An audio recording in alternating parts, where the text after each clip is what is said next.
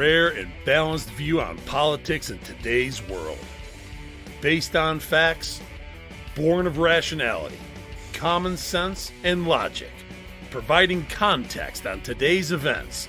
This is American Perspective with Rick Thomas. Hello, everyone. Welcome to American Perspective. I need to apologize to everybody for the quick drop yesterday. I know it was late notice for the show to not go on, but I had been dealing with one of my horses, one of my last three, he basically, in the morning, he colicked. And for those of you that don't know, colic is basically a compaction and a blockage within their stomach or intestinal tract. And it can be very deadly if it's not caught and treated quickly. And unfortunately, I had two visits from the vet yesterday. One came right at the time that I would normally be transmitting, and unfortunately, we didn't catch it in time, and he ended up having to be put down. So that's why I missed yesterday, and so now I'm down to two horses. And what's interesting is that it wasn't even the one that I was expecting. So I have a 31-year-old, and he colicked, if you recall, I don't know, about 6 months ago, and we were able to catch it and early enough, and he's still going strong today. But my 24-year-old, apparently, we didn't get to him in time, and his intestines ended up moving.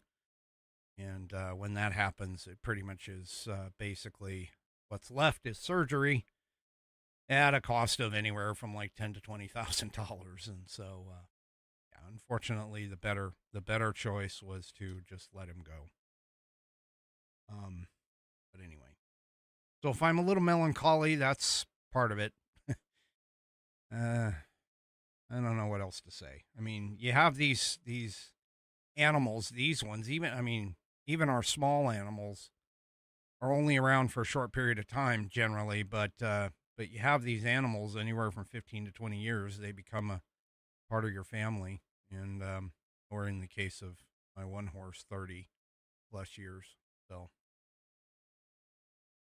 all right, enough But as somebody once said, the show must go on, and so must life. And so, we deal with our loss and we move on. Okay, let's go ahead and get things kicked off. Tonight is one of a fan favorite. There's a fan favorite for tonight's pledge. It is none other than Fernando's twins. So, if you are of mine, please stand, remove your hat, if you're wearing one, like me. And place your hand over your heart and follow along with Fernando's twins as they recite the Pledge of Allegiance. This is our Pledge of Allegiance. I pledge allegiance to the flag of the United States of America and to the republic for which it stands, one nation, under God, indivisible, with liberty and justice for all. Bye. And, of course, I thank you, Fernando, for submitting that absolutely cute and wonderful pledge. If you would like to hear your rendition of the pledge played here on the program, all you need to do is record yourself reciting or performing the pledge in your style. Take that audio file, video file, whatever kind of file, attach it to an email, send it off to me, send it to fans, FANS, at AmericanPerspective.online. That's fans, FANS, at AmericanPerspective.online. And I will get you into the rotation. I have 24 out of my 26. I need 2 more. So if you would, I would appreciate it if you would submit that soon. It would be, it would be real awesome is to hit my 26 out of 26 for 2026 by the 250th anniversary of America. That would be absolutely sweet. But whenever. As long as it's by the end of the year, I think I'll be good. So there you go. Yeah. And if you use your phone, go ahead and hit the share option. That's the SHARE option. Hit the share option, and you can use fans at AmericanPerspective.online to send it there. So get yours in today, please. All right, tonight's headline sponsor is none other than the Institute on the Constitution. And you can get to the Institute on the Constitution by going to theamericanview.com. That's theamericanview.com, where you'll be presented with this page. Now, the Institute on the Constitution has a mission. They are a 501c nonprofit with one singular mission, and that is to restore the constitutional republic through grassroots education from a biblical world view. And they ask for you to restore the republic by taking these 3 action steps. Number 1, you must pray. Never forget to pray for your country. Again, you can sign up on their page, theamericanview.com, to get daily prayers sent to your email box so you can pray with them. And never have a day where you don't have something to pray for. Although, I don't know how that's possible because, we're all sinners. We all do bad things at times. We all have things to pray for. So there you go.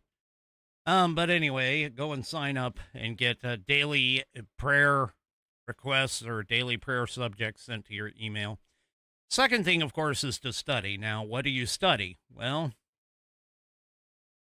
you study the U.S. Constitution, of course. So start with this course right here above my head. All you need to do is put in your first name, last name, and your email address. And you can get lesson 1. It says get lesson 1 free, but it's all free. It's a 100% free online course. It's nationally recognized. There's 12 short lessons. Each lesson is about 15 to 20 minutes long. And they send them to your email once a week. So you'll get 12 emails from them over the course of 12 weeks. And you'll be able to take some time and do your study and study the information that they send you. It's actually a really good course. They've got videos and they've got stuff for the audio learners. They've got stuff for the visual learners. They've got stuff for people who, learn by just reading text and things like that too. They got it all. And once you're done with that, you can then continue on the study and the act portions by going and taking a look at any of their live courses with nationally certified instructors. And you can go and check out all of their courses here on theamericanview.com, of course. And even better yet, once you are done with all of the studying that you've done, you can, and taking more classes, of course, you can become a member, but better yet, become an instructor. Become an instructor for theamericanview.com or the Institute on the Constitution. And pass along that wonderful information that you have gleaned, all that wonderful knowledge that you have, that newfound knowledge. You can check out how to become an IOTC instructor right here. There's a video. It's only about 5 minutes long. It tells you about how to become an instructor.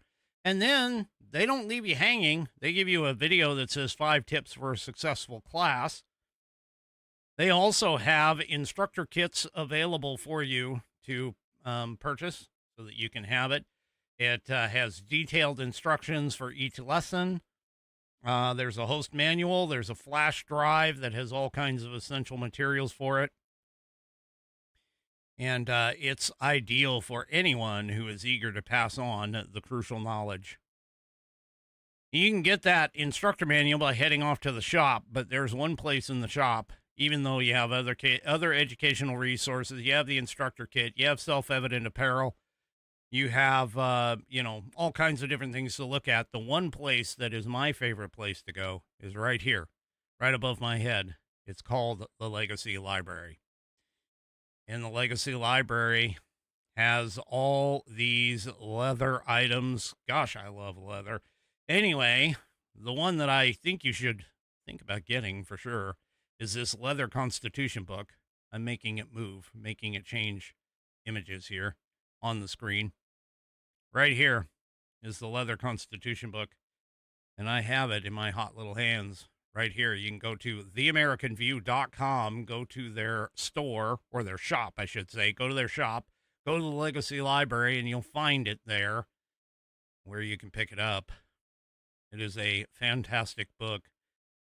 It's got, according to my Whiskey Warrior P1's sexy rounded corners, it's a pocket Constitution, folks, wrapped in leather. What else do you want?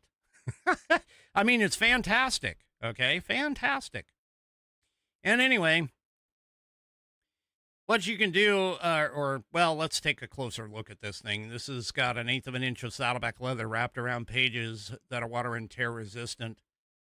And no cheap glue here. They're stitched. And according to my Whiskey Warrior G, a stitch in time saves 9. This goes for pocket Constitutions as well as our Liberty. In that 100-year warranty, by the way, it's for materials and manufacturing defects. And you can send it back to the manufacturer and they will either fix it or replace it for free. All the amendments contain genuine Roman numerals and carry a 100-year numerical order guarantee. Actually, that would be about 200 plus years. Numerical order there, 3 Chevy. But anyway, I digress. It is buddy tested, buddy approved, Billy tasted, Billy approved. My youngest Whiskey Warrior has confirmed that the information contained within will help you to achieve your civics badge in Scouts, as well as your civics exam. It's right here. Go to theamericanview.com, go to the shop, go to the Legacy Library, and you will find this pocket Constitution. Go and check out all of the information and everything that they have. Go to theamericanview.com, and I thank them for being a sponsor of the show. All right. Well, folks, I was going to talk last night about the resounding loss of Louisiana Senator Bill Cassidy. Yeah, you may remember him. He was a bit of a rhino. He voted to impeach President Donald Trump and voted to remove him because he's a senator. So 2 Republican challengers, Representative Julia Letlow and State Treasurer John Fleming, are going to advance to a runoff election in Louisiana for this. Cassidy, he went down in 3rd. So Julia Letlow was endorsed by Trump in the 3-way race, and it was kind of seen as a test of the president's influence among Republicans. Now, Letlow and Fleming, because they did not actually receive, one of them did not actually receive over 50% of the vote, they actually go to a runoff on June 27th. So we'll have to see how that one turns about. But yeah. So you have all of the those I think it was those state leaders or something like that. They all went and they, you know, I believe it was Indiana earlier. They all, I think 9 out of 10, I think there was 10 of them. 9 out of 10 lost their races. There was one guy that was a rhino that made it through. And now you have Bill Cassidy, who has failed.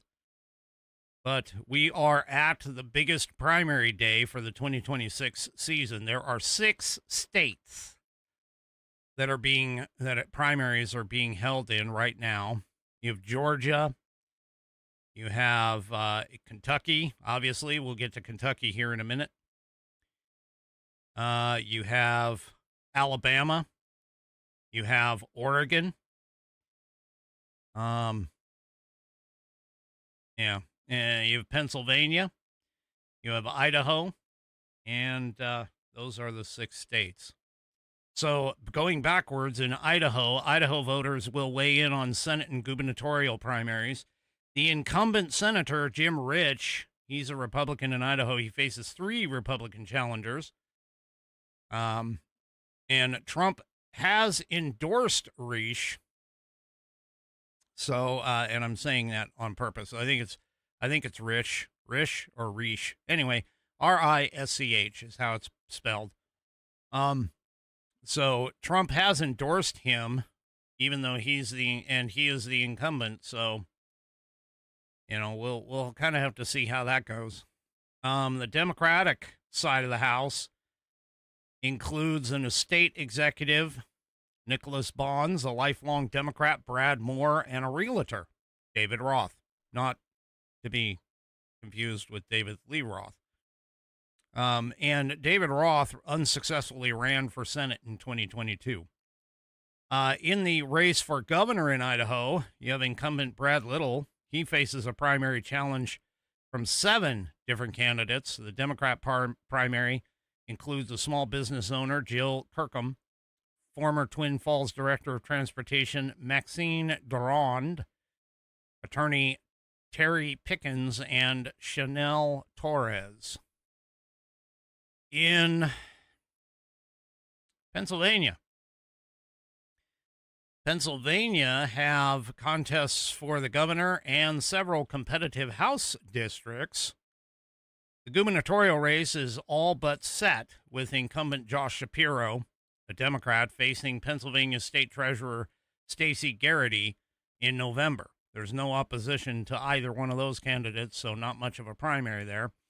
However, several congressional districts feature contested Democratic primaries.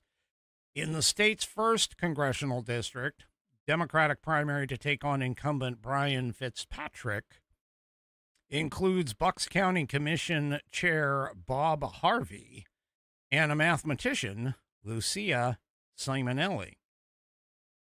Could be Lucia. Anyway, in Pennsylvania's 3rd district, features a primary to replace retiring Representative Dwight Evans. The candidates include State Representative Chris Rabb, State Senator Sharif Street.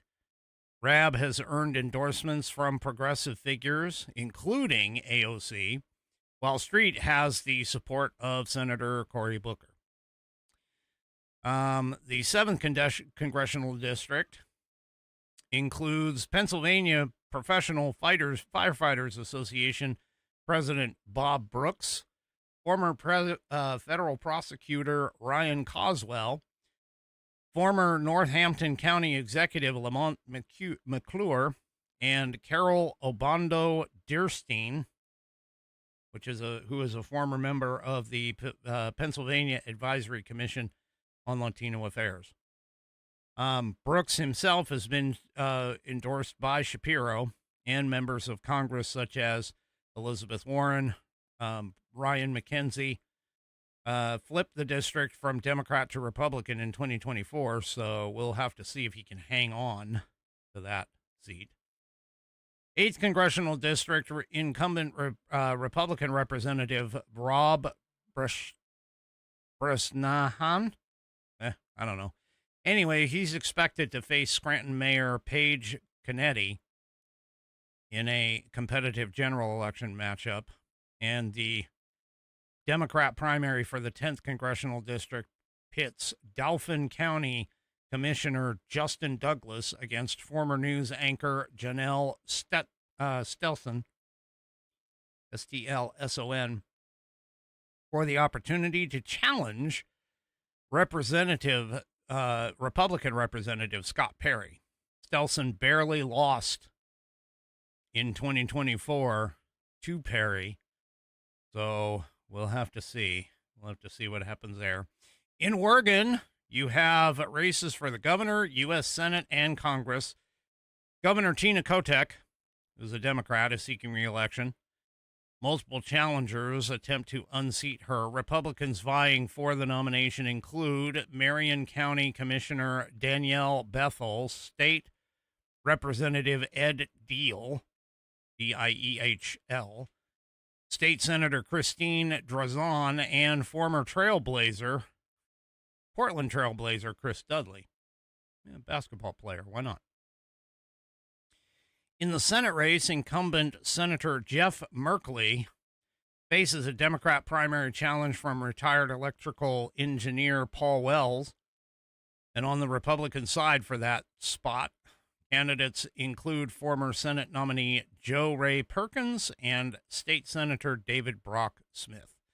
Most of Oregon's congressional races are expected to favor incumbents, but the 5th congressional district could emerge as a competitive general election battleground after Democrats reclaimed the seat in 2024. Republican candidates in the district include Deschutes County Commissioner Patty Adair and political communications consultant Jonathan Lockwood. Now, Alabama voters will decide key primaries for governor, U.S. Senate, and Congress. In the Republican primary, Senator Tommy Tuberville faces insurance agent Ken McFeeters and Events Center Operations Manager Will Santavasi. Trump has endorsed Tuberville. Democrats are running former Senator Doug Jones from Alabama, former Greenville, Illinois City Councilor Will Boyd, and former State Representative Nathan Mathis, along with 3 other candidates. The Republican Senate primary features Representative Barry Moore, Alabama Attorney General Steve Marshall, and 4 other candidates. Trump has endorsed Moore. The 2 most recent polls show that Moore is leading. Democrats competing for the nomination include a business owner, Kyle Swetzer, S-W-E-E-T, could be Sweetser, pet care entrepreneur Dakare Lariat, chemist Mark Wheeler II, and attorney Everett West. Alabama's redistricting process following the Supreme Court decision, which, by the way, the Supreme Court did tell everybody that you must follow the new standard for District 2, and has told all the lower courts, Section 2, and has told all of the lower courts they need to reevaluate any decisions that they have made against this new ruling, which raised the ire of Jackson, Ketanji Brown Jackson, who can't even tell if she's a woman or not. Anyway, so, yeah. Now, the Alabama redistricting process following that decision has also created an open race in a heavily Republican 1st Congressional District. Republican candidates include former Representative Jerry Carl and State Rep Rhett Markey, and along with several other contenders. Clyde Jones is expected to secure the Democrat nomination in that district. Now, we'll go on to Georgia real quick here. Georgia voters will cast ballots for high-profile primaries for governor, Senate, U.S. Senate, U.S. House, and several statewide offices. So Brian Kemp is term limited, so he will not be coming back. As a Republican, of course, that has drawn crowded fields from both parties. On the Republican side, candidates include Attorney General Chris Carr, Lieutenant Governor Burt Jones, Healthcare Executive Rick Jackson, and Secretary of State Brad Raffensperger. Jones has secured the endorsement from Trump and I believe is currently leading in the counting at this point. Democrats competing for the nomination include Atlanta Mayor Keisha Lance Bottoms. I've heard that name before. The former Lieutenant Governor Jeff Duncan and former State Senator Jason Estevez. Former DeKalb County CEO Mike Thurmond. Bottoms has received backing from former President Joe Biden. Don't know how much his name will carry in the weight. Polls show both Bottoms and Jackson, leading in their respective races. Although I think I just told you that I think Burt Jones is ahead. We'll check the races in just a minute. Another closely watched contest in Georgia is a Republican Senate primary to challenge incumbent Senator John Ossoff in November. Fields include Representatives Buddy Carter and Mike Collins, along with former football coach Derek Dooley. Trump has stayed neutral in the race. However, soon-to-be former Governor Brian Kemp endorsed Dooley. And now, let's go to the big one. The big one, Kentucky. Oh, my goodness.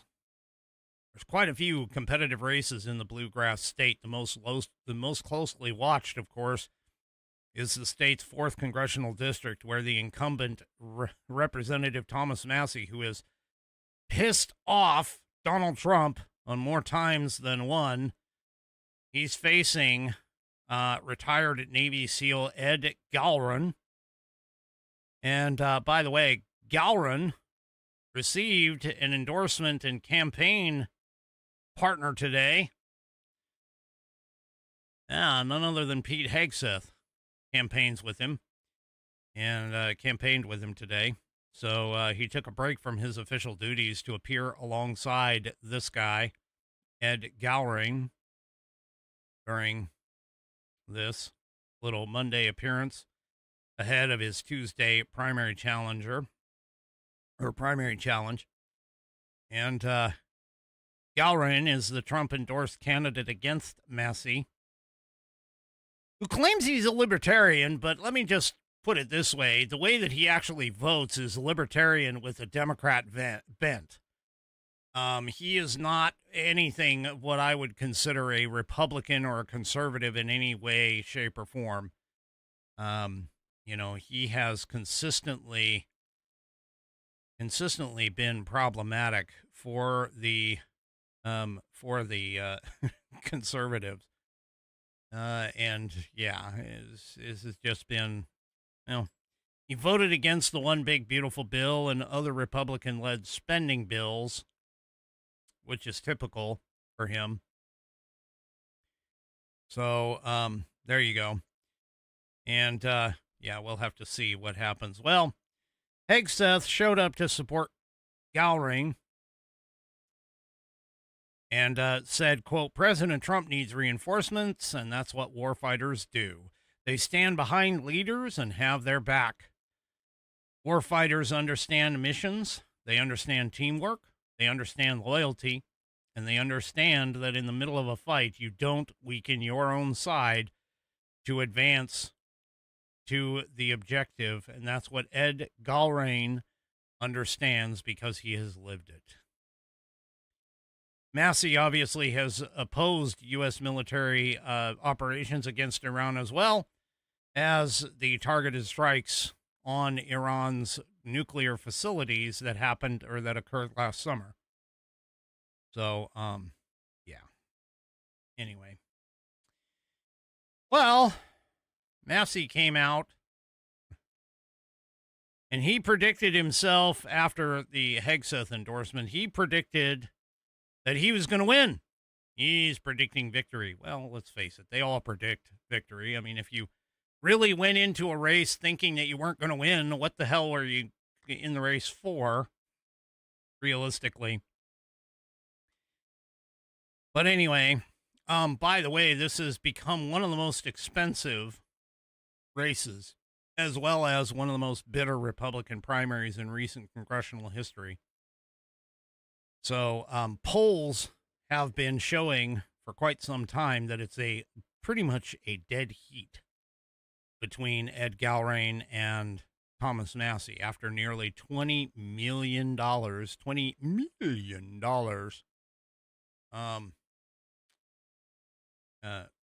being spent aimed at defeating Thomas Massie. Now, he's a 7-term congressman. He's known for frequently breaking with Republican leadership over excessive spending and opposing military intervention abroad. He told supporters in his final days of the campaign that he believes younger Republicans will deliver him a surprise in Kentucky's 4th congressional district. Well, let's take a look at that. Before we go and take a look at the races, though, and before we go and take a look at any of this stuff here, let's talk about, I got to tell you about this. There's a new thing out. I don't know if anybody has seen it.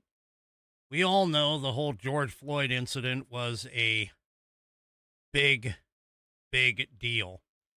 And there's still, even to this day, there's still arguments going back and forth about what actually happened with the whole George Floyd incident. Well, let me tell you a quick word about one of the most important documentaries that you're going to watch this year. It's called The Fall of Minneapolis. It was produced by Alpha News and award-winning journalist Liz Collin. This film blows the lid off of what actually happened, what really happened with George Floyd, the trial, the media lies, the police body cam footage they never allowed you to see, and they never showed you, and how an innocent city was burned while good cops were thrown under the bus. It's already been watched over 10 million times and has been praised by the likes of Charlie Kirk, may he rest in peace, Megyn Kelly, don't really care, Jack Posobiec, and Dinesh D'Souza, Tim Pool, and many more who care about the truth and justice.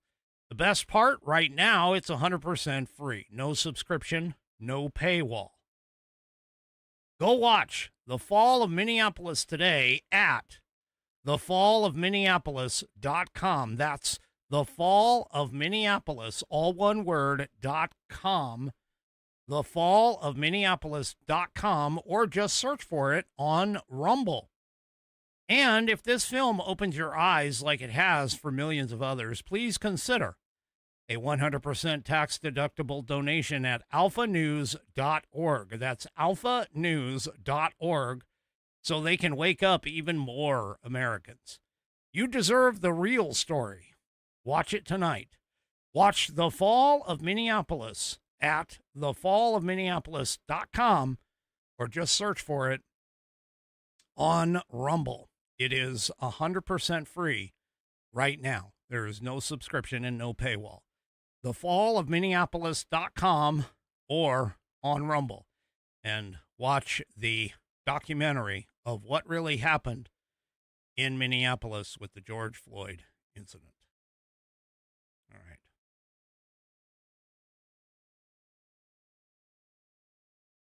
Okay, well, let's go and take a look at a couple of the prediction markets. And these are not polls, these are predictions. We'll first start off with Kalshi. Kalshi is a prediction market. And let's just take a look. So here is the Alabama Senate, Republican Senate nominee. Barry Moore is in front with just under 60% prediction. Then we have Georgia Senate. Mike Collins is in front with just under 70% right there. That's what the predictors are making. You have Pennsylvania District 3. Democrat nominee is, looks like they predicted are going to be Chris Rabb.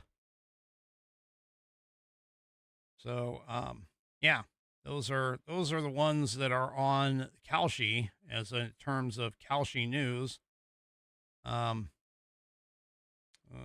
of these are the most closely watched. Here's Kentucky, number 4, a race that has everybody watching. Ed Galrain at 61% as of right now. That's what they are predicting for it.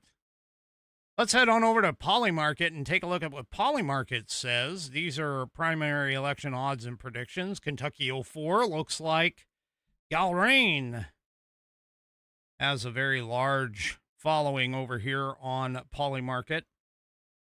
For the Georgia governor's race, the Democrat primary has Keisha Lance Bottoms. People think that that's what that is. And 89% are going to Burt Jones in the Republican primary. Idaho Senate, David Roth is predicted to win. Georgia Senate, Mike Collins. Kentucky 04, Ed Galrain. Yeah. Looks like Barry Moore is up for the Alabama Senate. Georgia governor in the, well, sorry, I already covered that. Oregon governor looks like it might, everybody seems to be behind Christine Drazon, or Druzon, however it's pronounced. I don't know. Anyway, for the Republican side, obviously Tina Kotek is running again, so there won't be anybody against her. Let's see. Andy Barr for Kentucky Senate is suggested for the Republican. The Charles Booker for the Kentucky Senate. These are just prediction markets. They are not the true. But let's go over to 2026's 270 to win website for the primary results. All right, Kentucky U.S. Senate Republican primary, Andy Barr. Looks like he is leading right now with almost a little over 58% of the vote in places, and most of them seems to have reported in. Kentucky's U.S. Senate Democratic primary is still up for grabs. And it's still up for grabs here, as far as that goes. Although Charles Booker looks like he might be in the lead here. Here in the U.S. House, Ed Galrain has picked up 54% of the vote. So he is being predicted to win. He is the winner. Predicted winner with roughly 84% reporting. So it looks like Ed Galrain is now the Republican nominee, and Thomas Massey's days in government are over for now, at least until the next election, if he is lucky enough to come back. Kentucky House 6 Republican primary. Looks like Ralph Alvarado is gaining 54.7% of the vote, with roughly half of the districts reporting. So there you go. Kentucky 1 House primary. This is the U.S. House. James Comer, 88.4% of the vote. Yeah, there we go. Let's see. Unopposed. Yep. There you go. It looks like Galrain has won, which, by the way, that being said, I mean, this just bolsters Trump's ability to control the Republican Party. See, there's been a lot of question with regards to Trump's endorsements, because you'll recall back in 2024 when he was running, his endorsements didn't do very well. Well, now that he's president, obviously, and has been performing quite well, actually, for conservatives. Yeah, we're it's looking like Trump's endorsement might carry some weight. We'll have to see throughout the rest of the night in terms of some of the other places that are out there. But yeah, it's looking as though Trump's endorsement may carry weight, which could impact another race.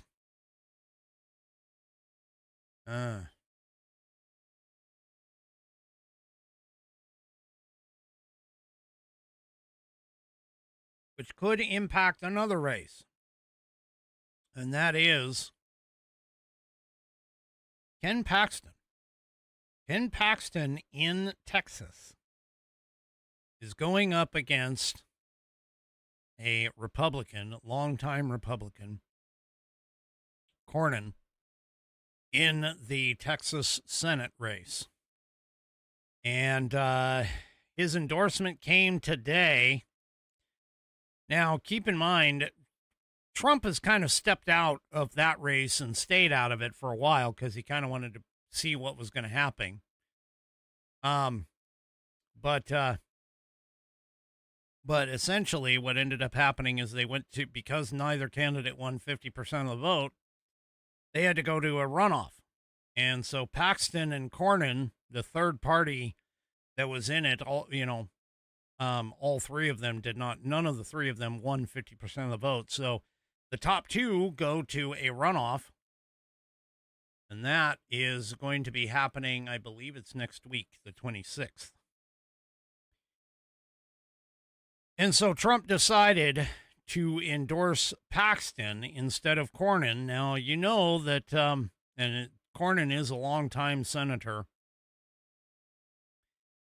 The president has had problems with Cornyn in the past.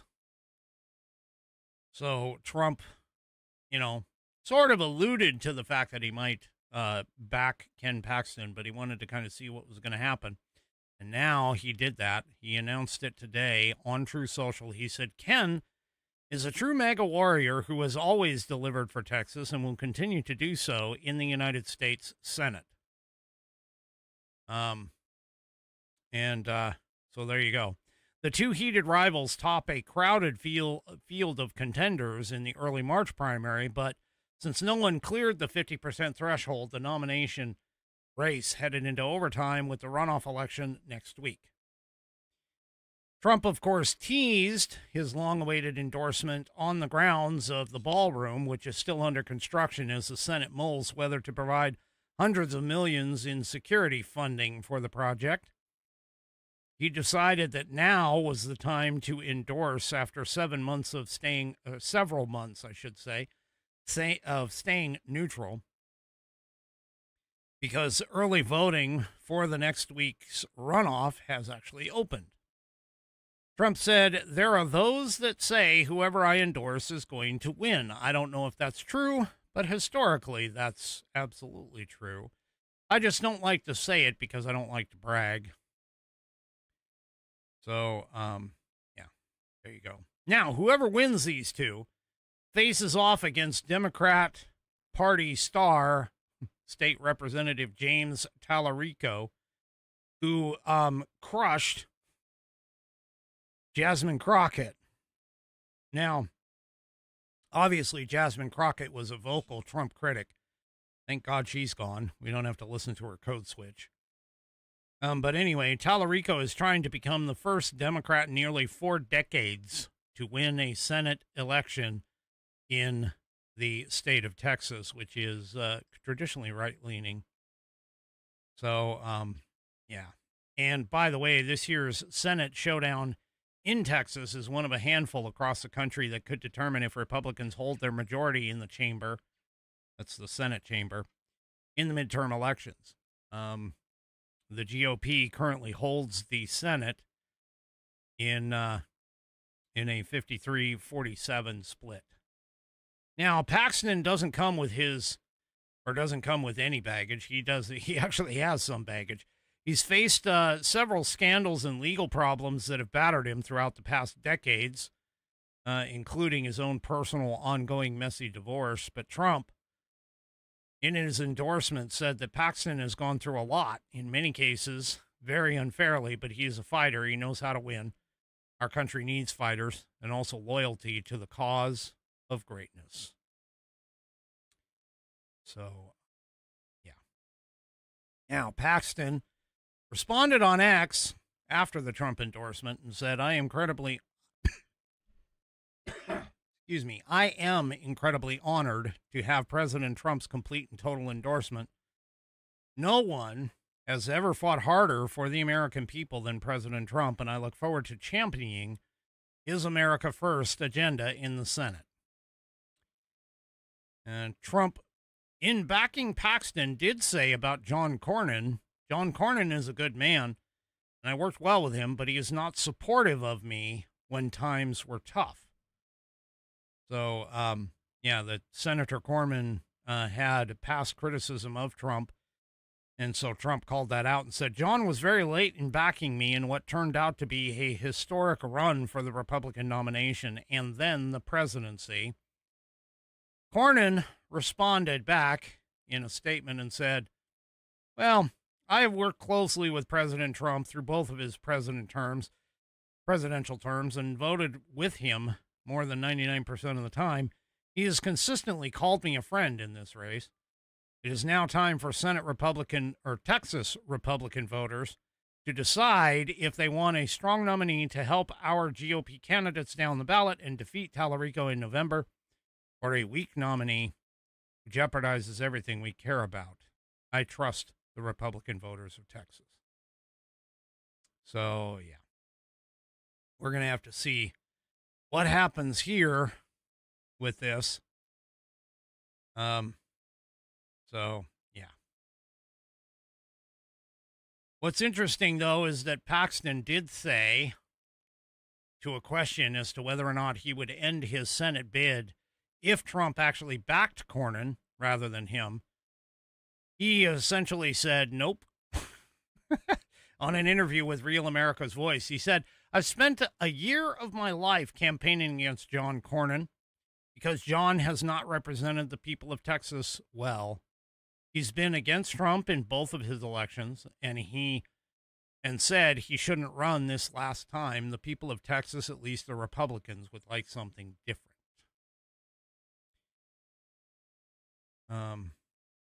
So anyway.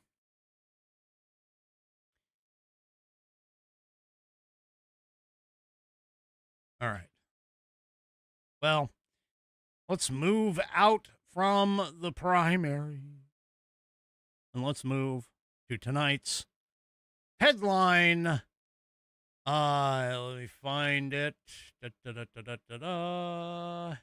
Tonight's headline, dumbass.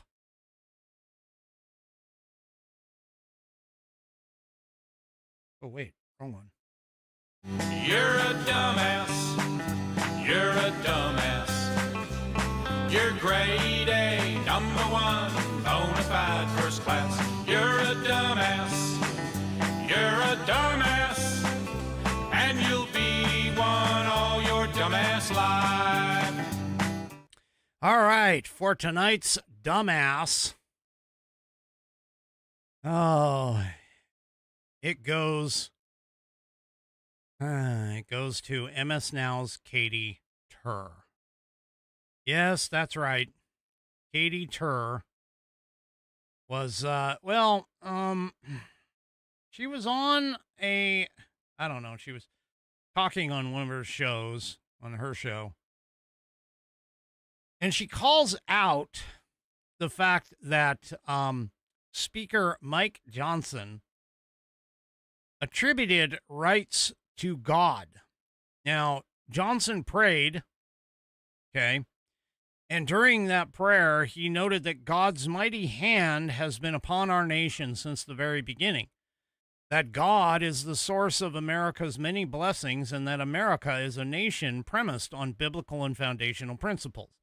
In case you haven't noticed, a lot of the Trump admin have been presenting this very same message across the board, which is absolutely true. America is a Judeo-Christian founded nation. And so she, well, let's just say that she evidently doesn't know. And, well, I mean, let's be honest. None of these MS Now people or any of the Democrats, they don't even know what the hell our country is founded upon or anything else. Well, she made a comment on one of her shows Monday on a panelist. She goes, what about this passage from Mike Johnson declaring our rights do not derive from government? They come from you, our creator and heavenly father. Is this him putting God over the Declaration of Independence? Hello.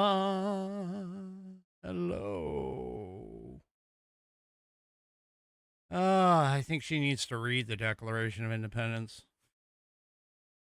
Here. National Archives. Oh, pretty damn easy to find. All you have to do is type in Declaration of Independence. Here we go. Right here. In the middle, second paragraph, first sentence of the second paragraph. We hold these truths to be self-evident that all men are created equal. Oh, wait a minute. What is this? What is this? Hey, Katie. Hello. McFly. Here's the statement. That they are endowed by their creator with certain unalienable rights, that among these are life, liberty, and the pursuit of happiness. That to secure these rights, governments are instituted among men, deriving their powers, or their just powers, from the consent of the government. From the consent of the governed. Now, I asked Katie, simple English comprehension question. Who gives the rights according to that? Let me see. Not too hard. The creator, big C creator, meaning God. God, big G God, not little G God, big G God. Oh, they are endowed by their creator with certain unalienable rights. That among these rights are life, liberty, and the pursuit of happiness. Now, here's the key.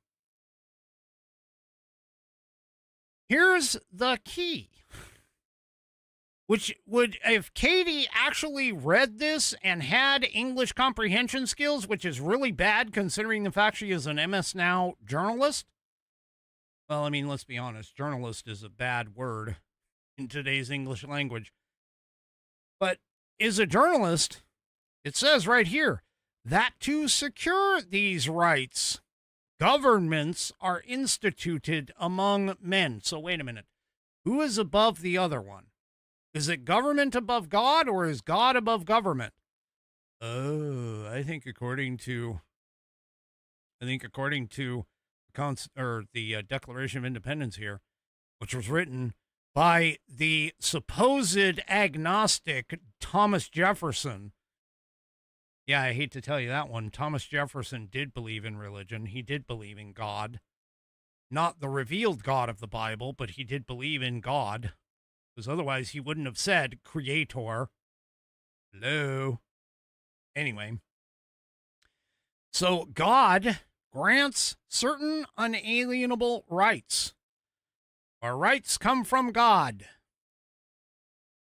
Among those rights being life, liberty, and the pursuit of happiness, and the purpose of civil government is to secure and protect our God-given rights. And that the government itself derives or is given the power that it is given by the consent of the governed. The people give the government the power. So you know what? Katie, I'm going to throw in a third. option on this. It's not just God and government. It's God, the people, then government in the proper order. Yeah. And of course, the Declaration of Independence says and continues that whenever any form of government becomes destructive of these ends, meaning destructive of our rights, destructive of the right of life, liberty, and the pursuit of happiness, that it is the right of the people to alter or abolish it and to institute a new government. Yeah. So it goes God, people, then the government. The government is at the bottom of the ladder. These are the principles that were set out by the Declaration of Independence, and these are the principles by which the Constitution was created, by which the American system of government was created. And unlike these socialist idiots that are running around here saying that government should be taking care of the people, that is not what government is to do. Government is to secure our God-given rights. That is it. That is it. To secure our God-given rights. That's it. That's all government is supposed to do. It's not supposed to be your nanny. It's not supposed to be your wet nurse. It's not supposed to wipe your nose or provide you with food or anything else. It is there to just secure the fact that you yourself can go and chase after life, liberty, and, of course, the pursuit of happiness. GETTR needs to go back to civics class and understand this. So she is tonight's dumbass. Alrighty, folks. That is it for me for this evening. Do me a favor, if you haven't already, head on over to rumble.com, get yourself an account. It is free. And once you are signed up and signed in, make sure that you search for the American Perspective channel. And once you find it, hit that green follow button to get notified every time that I go live. Also, too, don't forget, you give me a thumbs up, a thumbs down, or in the case of 3 Chevy, a thumb sideways, or maybe even one at an angle, across all my platforms, whether it's X, Facebook, YouTube, or, of course, the aforementioned Rumble. We will see you tomorrow night for Whiskey Wednesday, right here, 5 p.m. Pacific, 8 p.m. Eastern Time. Have a great rest of your evening, and good night, everybody.